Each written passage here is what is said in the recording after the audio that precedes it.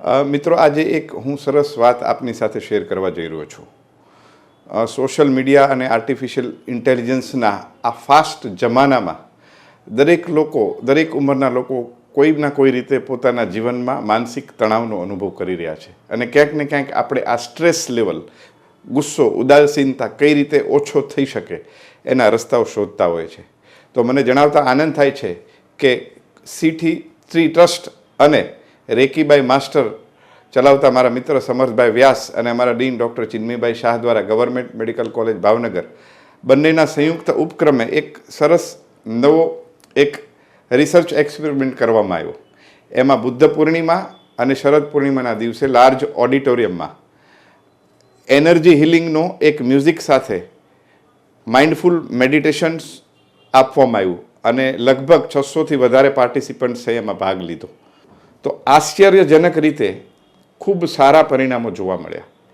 એમાં લોકોમાં ગુસ્સો ઘટ્યો, ઉદાસીનતા ઓછી થઈ, બ્રેઇન ક્લેરિટી કે માનસિક રીતે એ લોકોનું જે વિચારોમાં સ્પષ્ટીકરણ જણાયું અને ઉત્સાહ વધ્યો, એક અલગ આત્મવિશ્વાસ વધ્યો. એટલે આ પ્રયોગની એક હકારાત્મક અસર જોવા મળી. હવે એવિડન્સ બેઝ મેડિસિનના આ જમાનામાં એને કોહેન્સ ટેસ્ટથી પણ અમે એનાલિસિસ કર્યું તો એ 0.8 આવ્યું. એનો મતલબ કે એ લાર્જ ઇફેક્ટમાં ફિટ થાય છે.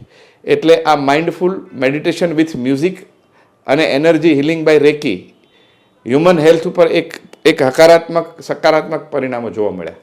એનો અર્થ એ થાય કે એ બોડીમાં આટલા ટૂંકા ગાળામાં પણ જો સકારાત્મક પરિણામ લાવી શકે તો રોજબરોજ આપણા જીવનમાં જો આપણે કરીએ તો ખરેખર માણસ સ્વસ્થ અને તંદુરસ્ત રહી શકે છે અને દીર્ઘાયુ બની શકે છે.